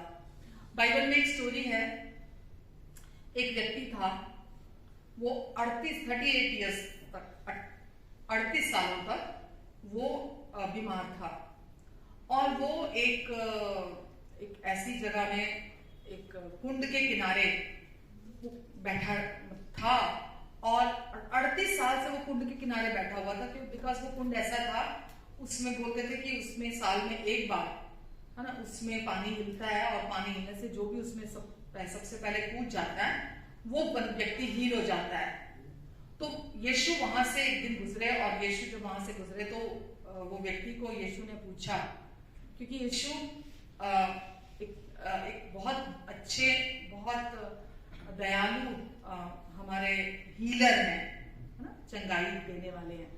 वो कभी किसी को बीमार नहीं देखना चाहते, ना मेंटली, ना फिजिकली, ना इमोशनली, कभी देखना नहीं चाहते। तो यीशु ने सबसे पहले उसके पास पहुंचे, और उसके पास पहुंच के उसको बोला कि तू क्या चाहता है? क्या तू सचमुच में संपूर्ण होना चाहता है? क्या तू सचमुच में संपूर्ण होना चाहता है? वो आगे से यीशु तो उसको बोल रहे हैं, क्या तू संपूर्ण होना चाहता है? संपूर्ण और चंगा, राइट? ये हम सबके लिए है, यीशु हम सबसे ये बात बोलते हैं। तो वो आगे से बोलता है कि वो यीशु तो ये बोल रहे, क्या तू संपूर्ण होना चाहता है? वो आगे से बोल रहा है, अरे यीशु, कोई मनुष्य नहीं है, 38 साल से यहाँ पड़ा हुआ हूं, लेकिन कोई मनुष्य नहीं आया मेरे पास कि मुझे उठा के कुंड में डाल दे, कोई इंसान मेरे पास नहीं आया।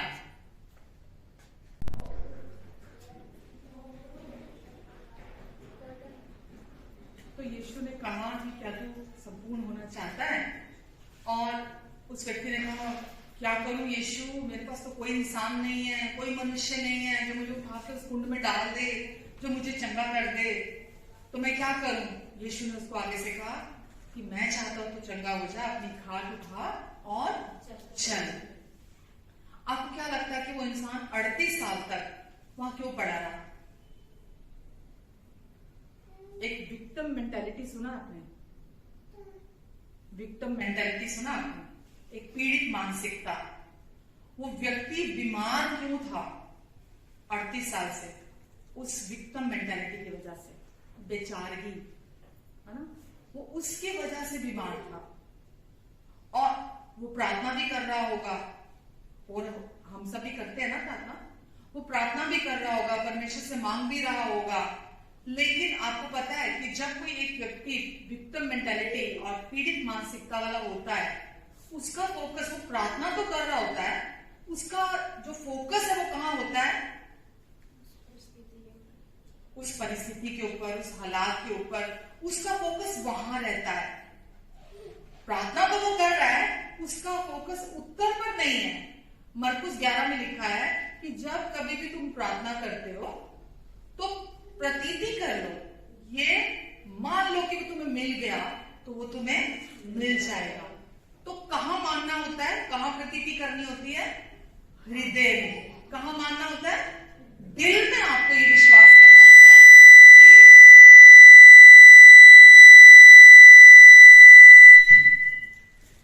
कि वो आपको मिल गया। पहले आप अपने दिल में ये विश्वास करते हैं कि वो आपको मिल गया तो वो आपको मिल जाएगा। अब अगर आपके हृदय में, आपके दिल में ठोकरें हैं, चोटें हैं, बुरा मानना है आपके अंदर, है ना, वो सारे नेगेटिव इमोशन आपने अपने अंदर इकट्ठे किए हुए हैं, तो फोकस कहां होगा? जो हृदय में भरा वही बाहर आता है ना, जो अंदर भरा होता वही बाहर आता है ना। और हम सोचते हैं कि परमेश्वर मेरी प्रार्थना को उत्तर नहीं दे रहे। हम सोच रहे होते हैं परमेश्वर मेरी प्रार्थना का उत्तर नहीं दे रहे, ऐसे सोचते हैं ना।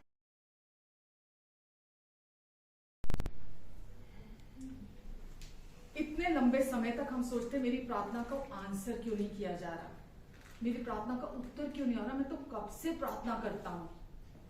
इस बात को बारीकी से आप समझना, आपका फोकस कहां है? यीशु ने बोला जब तुम प्रार्थना करते हो ये प्रतीति कर लो कि वो तुम्हें मिल गया। ये नहीं कि चलो शायद मिल जाएगा, चलो शायद हो जाएगा, चलो शायद परिस्थितियां बदल जाएंगी, चलो शायद ये हो जाएगा, शायद कभी हो जाएगा, ये नहीं कहा। हम प्रार्थना क्या करते हैं? हम प्रार्थना कर रहे हैं कि मैंने प्रार्थना किया है, चलो प्रभु इसको चंगा कर देना, प्रभु ये काम कर देना, प्रभु ये कर देना, प्रभु ये कर देना, और हम वेट करते हैं हो गया तो ठीक है, नहीं हो गया तो कोई बात नहीं। ये प्रार्थना नहीं होती है। परमेश्वर क्या कहते हैं? धर्मी जन की प्रार्थना, धर्मी जन की प्रार्थना बहुत प्रभावशाली होती है। धर्मी कौन है? धर्मी वो है जो अपनी आइडेंटिटी को जानता है, धर्मी वो है जो अपनी जगह को जानता है, धर्मी वो है जो अपने मुंह की पावर को जानता है, वो धर्मी है। मालूम, अगर परमेश्वर ने जो हमें ये धार्मिकता का गिफ्ट दिया है, इससे बेस्ट, राइचियसनेस के गिफ्ट से बेस्ट गिफ्ट परमेश्वर के पास नहीं है, नहीं है। परमेश्वर ने आपको और मुझे राइचियसनेस का गिफ्ट क्यों दिया? परमेश्वर ने यीशु को भेजा, क्योंकि यीशु ही परमेश्वर की धार्मिकता है। परमेश्वर ने यीशु को भेजा हमारे सारे पापों का दोष, सारे पापों का जो हमारा जस्टिफिकेशन था, है ना, परमेश्वर ने हमें हमारे पापों के लिए हमारा न्याय करना था, है ना, हमारे पापों के अनुसार, हमारे जीवन के अनुसार। वो सब जो बुरा था, है ना, पापमय था, कोई अच्छाई नहीं थी, कोई कुछ अच्छा नहीं था हमें, वो सब यीशु के ऊपर डाल दिया, और यीशु की धार्मिकता हम में ट्रांसफर कर दी परमेश्वर ने।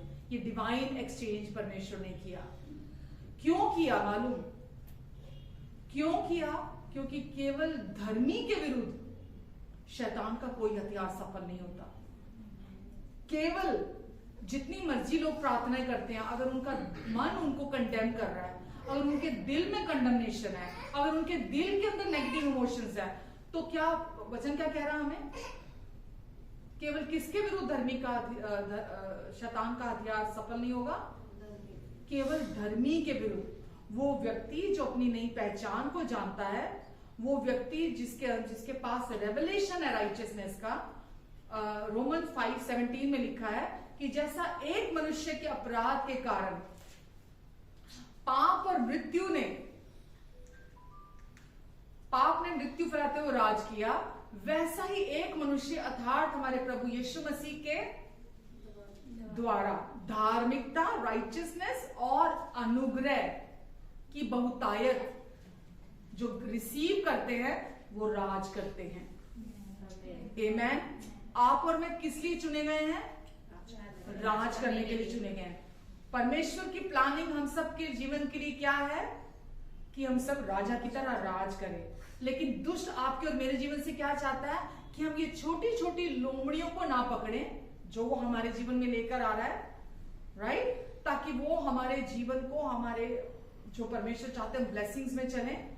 हम क्योंकि ऑलरेडी आशीषित हैं, वो नहीं चाहता हम उसी इमोशन में, नेगेटिव इमोशंस में बने रहें। बाहर से तो हम प्रेज द लॉर्ड, हालेलुया, यीशु और क्या क्या हम बाहर से तो ये सब दिखा रहे हैं, राइट? लेकिन अंदर हमारे तूफान चल रहे हैं। अंदर हमारे दुष्ट ने अपना गढ़ बना के रखा हुआ है और हमें खुद समझ में नहीं आ रहा कि मेरे जीवन में चल क्या रहा है। तो परमेश्वर आपके जीवन से क्या चाहते हैं? कि आपको किसी ने भी कुछ भी, कितना भी बुरा, कितना भी गलत आपके साथ क्यों नहीं कर दिया, आपको अपने आप को समझाना है कि बुरा मानना अंधा कर देता है और मुझे ये ऑप्शन नहीं चाहिए। ये है मेरे पास ऑप्शन बुरा मानने की, लेकिन मेरे पास ये भी ऑप्शन है कि मैं बुरा ना मानूं। तो मैं बुरा मानने की ऑप्शन को नहीं लूंगा, मैं बुरा ना मानने की ऑप्शन को लूंगा। सुन रहे हैं? तब तो आप वो जीवन जिएंगे जो विजय का जीवन है।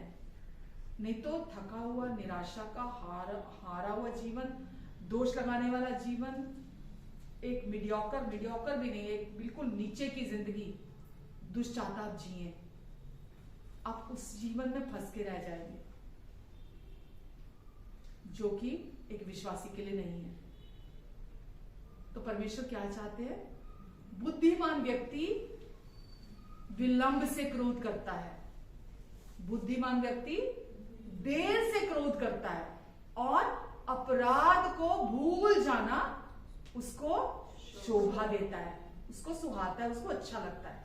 तो कोई भी आपके साथ गलत करता है तो उस अपराध को, उस गलती को भुला देना एक धर्मी व्यक्ति को, एक परमेश्वर की संतान को शोभा देता है। उन ग्रजेस को अपने अंदर पकड़ कर रखना, कड़वाहट को पकड़ कर रखना, नफरत को पकड़ कर रखना, द्वेष को पकड़ कर रखना, बुरा मानने की उस इमोशन में बने रहना आपको शोभा नहीं देता, आपको शोभा नहीं देता। सुन रहे हैं आप? कितना भी कोई बुरा क्यों ना आपके साथ कर दे, आपको मैंने पहले भी वो स्टोरी बताई है, इतना तो बुरा किसी के साथ नहीं हुआ होगा। वो जो एक व्यक्ति था साउथ में ना, उसके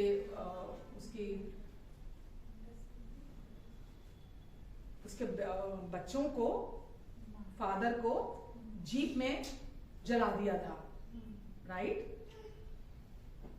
क्या गलती की थी उन्होंने? कुछ भी नहीं, वो परमेश्वर के प्रेम के बारे में लोगों को बता रहे थे और उनको जिंदा जला दिया था। और जब उनकी वाइफ कोर्ट में गई तो उससे पूछा गया कि तू बता इसके साथ क्या सलूक किया जाए, तो उसने क्या बोला आगे से? माफ कर दिया जाए। यीशु ने क्या गुनाह किया था? यीशु ने कोई गुनाह किया था?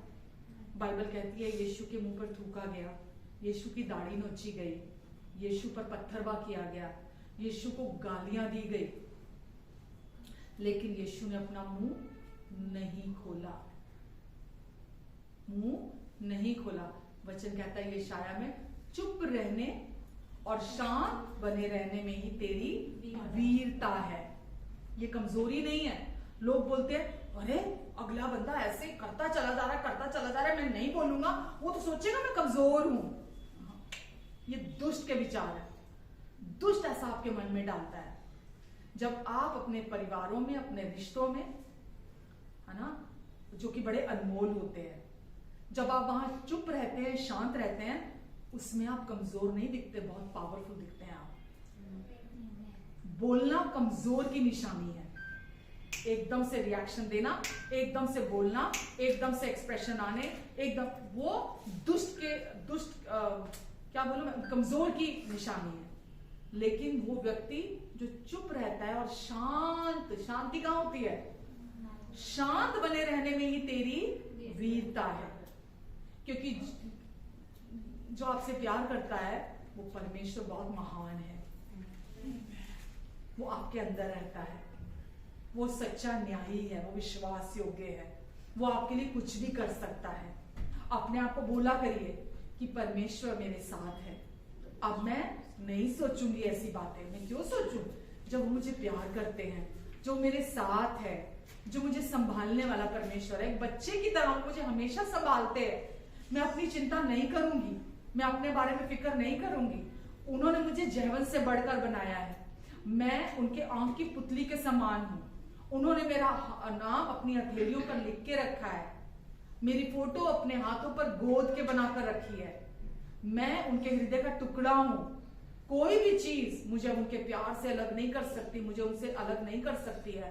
मनुष्य मेरा क्या बिगाड़ सकता है जब परमेश्वर मेरी ओर है? तो कोई, मालूम, अभी जब मैं आपको बोल रही थी एक बात, ये लास्ट लाइन बोल के खत्म करूंगी, कि वो जीवन जो आपके अंदर है, जब आप बुरा मानने के इमोशन में बने रहते हैं, या नफरत करना, कड़वाहट रखना, है ना, अपने अंदर वो चीजों को बनाकर बने रहने देते हैं। आप ऊपर से तो अच्छे से बात कर रहे होते हैं उन लोगों के साथ, क्योंकि घर के रिश्ते भी तो होते हैं ना, लेकिन अंदर हो पूछो मत। अगर कोई खोल के देख ले तो बहुत ही, मतलब ऐसे इमोशंस अंदर होते हैं। क्यों परमेश्वर बोलते हैं कि आपको उन इमोशन को अपने अंदर नहीं रखना? क्योंकि वो परमेश्वर की ओर से नहीं है। परमेश्वर धीरजवंत है। पवित्र आत्मा आपके साथ भी धैर्य रखे हुए हैं, और पवित्र आत्मा चाहते हैं आप उस सिचुएशन के लिए, उन लोगों के लिए आप भी बहुत पेशेंटली आप चलो, क्योंकि पवित्र आत्मा आपके लिए सब कुछ को करना चाहते हैं। और वो पावर कहां है? आपके अंदर। किसी भी सिचुएशन को चेंज करने के लिए, किसी भी इंसान को चेंज करने के लिए वो पावर कहीं बाहर से नहीं आएगी। स्वर्ग कहीं दूर स्वर्गों से नहीं आने वाली है। वो पावर कहां है? आपके और मेरे अंदर है। अगर आप किसी इंसान को बदला हुआ देखना चाहते हैं, अगर आप किसी सिचुएशन को चेंज देखना चाहते हैं, आप जो भी बदलाव अपने जीवन में देखना चाहते हैं, वो आपके दिल में से आएगा, आपके भीतर, आपके हृदय में से आएगा वो बदलाव। लेकिन अगर आप इन बातों को जो आज आप सुन रहे हैं, अगर आप इन बातों को समझेंगे नहीं, तो आप उस पावर को ब्लॉक करके रखेंगे जो आपके फेवर में काम करना चाहती है। आप सुन रहे हैं? आपके अंदर को मैं नहीं देख सकती, मेरे अंदर को आप नहीं देख सकते। आपके अंदर की रक्षा आपको करनी है, मेरे अंदर की रक्षा मुझे करनी है। जब परमेश्वर आपसे ये कह रहे हैं अपने मन की रक्षा कर, तो वो आपसे कह रहे हैं। वचन जब मैं पढ़ रही हूं कि अपने मन की रक्षा कर, तो परमेश्वर मुझे भी कह रहे हैं। तो आपको अपनी जगह मन की रक्षा करनी है, मुझे मेरे मन की रक्षा करनी है। किससे करनी है? किससे करनी है? चोर आता है चोरी करने, नाश करने, हत्या करने। यीशु ने कहा लेकिन मैं आया तुम्हें जीवन देने। आ गए यीशु हमारे अंदर जीवन देने, आना नहीं है। मालूम, ये जो ऊपर की शैल दिख रही है ना हमारी, ये जो ऊपर की दिख रही है, इसके अंदर सब कुछ बदल चुका है। ये खोल है ना ऊपर का, इसके अंदर नया जीवन, नया आत्मा, नया मन, नया दिल, सब कुछ नया आ गया है। केवल ये बाहर वाला जो है ये पुराना है। ये भी तब बदल जाएगा जब यीशु में लेने आएंगे, हमें महिमामयी नई देह प्राप्त होगी। आमेन। अभी परमेश्वर ने आपको अपने आत्मा से भर दिया, नया जीवन दे दिया, नई सोचें दे दी, नई इच्छाएं दे दी, नए सब कुछ नया आपके अंदर कर दिया है। कुछ भी पुराना आपके अंदर नहीं है अभी। दुष्ट आपको बार बार ये बोलने आता है, पुरानी बातों पर मन लगा, देख ये हुआ था, देख वो हुआ था, देख ऐसा हुआ था, देख वैसा हुआ था। जब भी आप पुरानी बातों पर अपने मन को लगाते हैं, आप उस साइकिल को रिसाइकिल करते हैं जो आप देखना नहीं चाहते हैं। ये साइकिल आपको रोकना है। आपको वो पुरानी बातों में अपने मन को नहीं लगाना, ताकि वो रिसाइकलिंग ना हो। तो जब भी आपके साथ कुछ पहले बुरा हुआ होता है, जैसे वो 38 साल वाला जो इंसान बीमार था, वो क्या बैठा सोचता होगा, नहीं मैं तो कहां चंगा होऊंगा, कोई तो नहीं आता इंसान मेरे लिए, मैं तो बीमार हूं, बस मैं तो ऐसा ही हूं, मेरी तो जिंदगी ऐसे निकल जाएगी, क्योंकि कभी मेरे साथ ऐसा नहीं हुआ। तो वो बार बार वो उसी पुरानी चीज को सोच रहा होगा, अपना मन वो पुराने उन पर लगा रहा होगा, इसीलिए उसकी वो जो विक्टिम मेंटालिटी है वो चेंज नहीं हुई। अब आप विक्टिम नहीं हो, विक्टोरियस हो आप। आमेन। यीशु ने आपको विक्टोरियस बनाया है, और अब शैतान की हर चाल के ऊपर हैं आप, उसकी हर चाल के ऊपर हैं आप। आपको समझने की जरूरत, अगर आप आज भी सुनकर आप जाएंगे, भी रास्ते में कुछ हो जाएगा, हस्बैंड वाइफ के बीच में कुछ हो गया, किसी का फोन आ गया, किसी ने कुछ फालतू बोल दिया, वापस आप उसी ट्रैप में चले गए, आपको इसका वचन का कोई लाभ होने वाला नहीं है। जैसे ही कोई नेगेटिव चीज होती है किसी इंसान की तरफ से, या सिचुएशन कोई ऐसी आती है, आपको उस समय अडिग खड़े होने की जरूरत है कि नहीं, मेरे अंदर जो रहता है वो बड़ा है उससे जो इस संसार में रहता है। मेरे अंदर वो पावर है जो किसी भी सिचुएशन को चेंज कर सकती है। मेरे अंदर मेरे प्यार करने वाले परमेश्वर का आत्मा है, और वो कुछ भी मेरे लिए कर सकता है, और वो करने की इच्छा रखता है। आमेन। आपको किसी इंसान के खिलाफ अपने मन में 1% भी कोई नेगेटिव जगह नहीं रखनी है। अरे इसको ये बोल देना चाहिए था, इसने ये क्यों नहीं बोला, इसकी वजह से मैं ही पागल हूं, मैं ही ऐसा, ये सारे विचारों में नहीं घुसना। आपको केवल वो सोचने हैं जो यीशु ने आपके लिए कर दिया। अपने लिए बोलिए ना, धन्यवाद प्रभु मुझे प्यार करने के लिए, मैं हमेशा के लिए आपके प्रेम में हूं।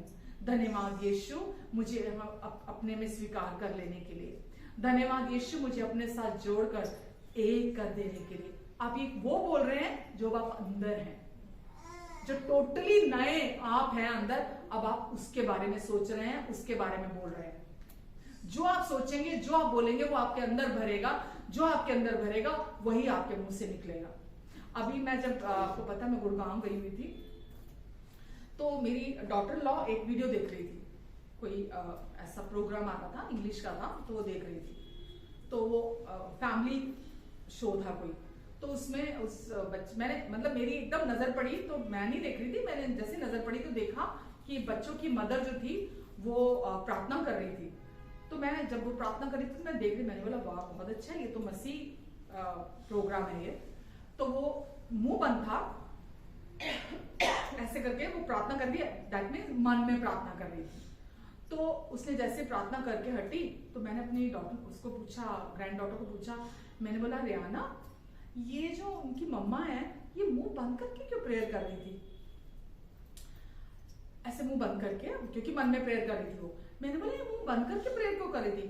बोलती दादी, because she doesn't know the power of her tongue. उसको अपने जीभ की पावर के बारे में पता नहीं है उसको। इमेजिन, मेरी छोटी सी वो ग्रैंड डॉटर, आप उसके साथ बात करके देखना, वो आपको बताएगी वो पवित्र आत्मा से भरी हुई है, वो पवित्र आत्मा से भरी हुई है, और वो जानती है परमेश्वर के वचन को। तो हम भी अपनी इस पावर को जानते नहीं है जो हमारे मुंह में है। वो इसीलिए नहीं खुलता क्योंकि यहां वचन भरा हुआ नहीं है। जब जो यहां भरा होगा वो ऑटोमेटिकली मुंह से बाहर निकलेगा आपके। तो और फर्स्ट प्रायोरिटी आपको क्या करने की जरूरत है? पंजाबी गाने और लालो जी बड़े मजे आते, कार उच्ची आवाज तेज तेज पंजाबी गाने चल रहे हैं, बंदे बड़े भी सुन रहे, बच्चे भी सुन रहे पंजाबी, क्या मजा आ रहा है, थ्रिलिंग पंजाबी गाने सारा दिन चल रहे कार। क्या सुनना है? मना नहीं है, किसी चीज के लिए कोई रोक टोक नहीं है, पर अधिकतम समय हम किस चीज को दे रहे हैं? जो हम बना दिए गए हैं, जो हम ऑलरेडी हैं, अंदर से एक नई सृष्टि, नया इंसान, सब कुछ नया। क्या मालूम है हमको? क्या हमको पता है? हमारे मन को पता ही नहीं, हमारे अंदर को पता ही नहीं, हम उसको ट्रेन ही नहीं कर रहे। बाइबल में लिखा, इस संसार के सदृश ना बनो, वरन तुम्हारे मन के नए हो जाने से, नवीनीकरण से, रिन्यूइंग ऑफ योर माइंड, नए हो जाने से तुम्हारा चाल चलन भी बदलता चला जाता है। इसको नया करने के लिए आपको वचन भरना पड़ेगा, और वो खुशी से, उत्साह के साथ कि नहीं, कुछ भी हो जाए, बदलाव तो मेरे अंदर से ही आने वाला है। परमेश्वर की ओर से कमी नहीं है, मुझ में कोई कमी नहीं है, वचन में भी कोई कमी नहीं है, केवल अज्ञानता है मेरे अंदर, इग्नोरेंस है वचन को लेकर। और मुझे, हम मालूम है, ऑफिस जाते हैं, सुबह जाते हैं, रात को थक के आते हैं, है ना, या बिजनेस करते हैं, सुबह जाते रात, टाइम ही नहीं होता किसी के पास। गृहिणी है तो सारा दिन अपने घर परिवार बच्चों के लिए लगी हुई है, ये हमारी जिम्मेवारियां हमको करना है, लेकिन वो जिम्मेवारियां हम गॉडली रीति से करें, परमेश्वर के अनुसार करें। उसके लिए हम क्या करें? पवित्र आत्मा हमारे द्वारा करें। उसके लिए हमको क्या करने की जरूरत है? पूरे इतने बिजी अपने टाइट शेड्यूल में से हमको उसके लिए जो बेस्ट टाइम है वो निकालने की जरूरत है। उसमें से बेस्ट टाइम कि मुझे सुनना है, वैसा नहीं सुनना जैसा अभी तक सुनते आ रहे थे, पूरे दिल से सुनना है। जब तक आप नए तरीके से समझना शुरू नहीं करेंगे ना, लाइफ चेंज नहीं होगी। आप किसी रिलीजन में नहीं है ना, कि जो चल रहा है वो समझ में आ रहा है या नहीं आ रहा, आपको लग रहा है वो रिलीजियस एक्टिविटी मैंने कर ली, अगर वो समझ में नहीं आ रहा तो आपको कोई फायदा देने वाला नहीं है। जो आप सुन रहे हैं वो आपको समझ में आना बहुत जरूरी है। जब आपको वो समझ में आता है तो वो आपके परसेप्शन को चेंज करता है, और परसेप्शन से भी गहरा है आपके अंदर कॉन्शियसनेस आना उसके प्रति। समझ रहे हैं आप? आपका दृष्टिकोण तो चेंज होना जरूरी है, लेकिन आपके अंदर कॉन्शियसनेस आनी उसके प्रति जागरूक होना, ना कि संसार की चीजों के प्रति, दुष्ट के कामों के प्रति जागरूक रहना, ना कि संसार के ज्ञान के प्रति कॉन्शियस होना। आपको परमेश्वर के प्यार के प्रति, अनुग्रह के प्रति, धार्मिकता के प्रति, उनकी शांति के प्रति, उनके जीवन के प्रति कॉन्शियस होने की जरूरत है। वो नई लाइफ जब आपके अंदर है उसके प्रति कॉन्शियस होने की जरूरत है। और वो बिना सुने, बिना समझे परसेप्शन चेंज नहीं होगा, परसेप्शन चेंज नहीं होगा, कॉन्शियसनेस नहीं आएगी। कॉन्शियसनेस आपके अंदर जागरूक होते ही वो रेवलेशन आपके अंदर से आता है, सब कुछ बदल जाता है। राइचियसनेस क्यों दी है परमेश्वर ने हमें? ताकि जब शैतान दोष लगाने आता है, अंदर से जवाब राइचियसनेस दे, धार्मिकता दे। कौन सी? यहां वाली नहीं, जो दिल में है, जो रेवलेशन यहां है। इसीलिए राइचियसनेस, अनुग्रह मांगते अगर आप अपने जीवन में, बिना राइचियसनेस के अनुग्रह भी काम नहीं करता। अनुग्रह भी राइचियसनेस के थ्रू काम करता है। रोमन्स अगर आप पढ़ेंगे उसमें आपको मिलेगा, 5 में या 6 में लिखा है कि अनुग्रह धार्मिकता के द्वारा राज करता है। तो राइचियसनेस क्या है? हमारी पहचान, हमारी आइडेंटिटी। अपनी पहचान में चलिए, अपनी सेंसेस को अपने हाथ में, अपनी सेंसेस का रिमोट कंट्रोल अपने हाथ में रखिए। दुष्ट को आपकी सेंसेस को इस्तेमाल मत करने दीजिए, क्योंकि अब आप पुरानी सृष्टि नहीं, नई सृष्टि है। पुरानी सृष्टि जो सेंसेस के अकॉर्डिंगली चलती थी वो बीत गई है, वो चली गई है। अब नई सृष्टि आ गई है और सब कुछ बदल गया है। आमेन। और परमेश्वर अपनी ग्लोरी के द्वारा आपके जीवन को शाइन करना चाहते हैं, अपनी महिमा आपके जीवन से दिखाना चाहते हैं। इसीलिए शैतान को अवसर ना दें हम। आमेन। आमेन। कुछ सीखा, कुछ समझा? क्या सीखा, क्या समझा? बुरा लगाना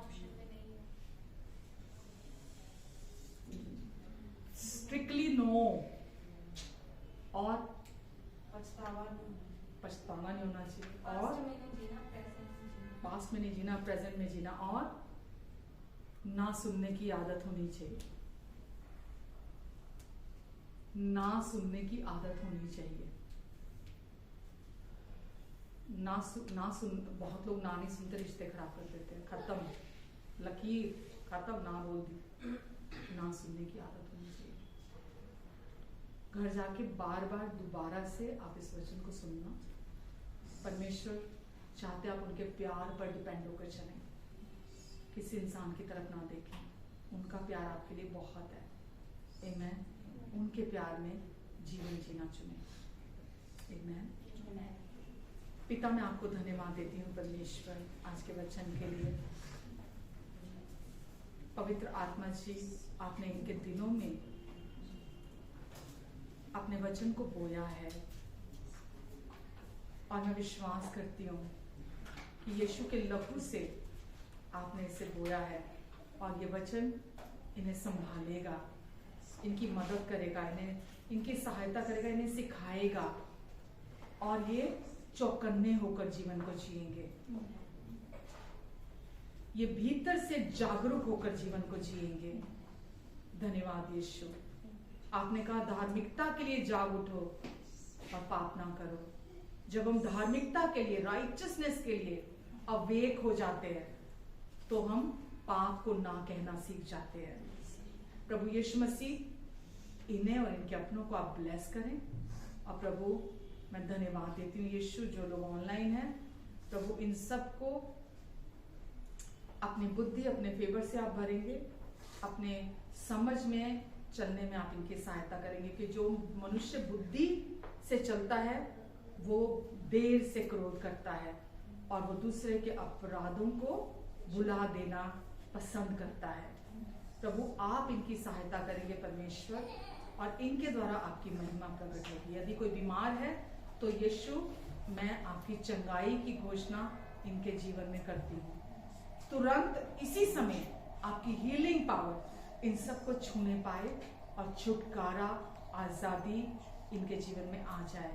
प्रभु यीशु आपके कोड़े खाने से ये चंगे हो चुके हैं। धन्यवाद देती हूँ यीशु, आपकी समझ से परे की शांति इनके भीतर गहरे में वास करने पाए। धन्यवाद प्रभु, धन्यवाद यीशु, आपका अनुग्रह इन सब के लिए बहुत है। इनकी सारी जरूरतों को अपनी महिमा के उस धन से जो मसीह यीशु में है आप पूरा करेंगे और इन्हें कभी किसी चीज की आवश्यकता नहीं पड़ेगी। Amen, amen, amen. God bless you all and love you all. अपना ध्यान रखें और अपनों का भी ध्यान रखें।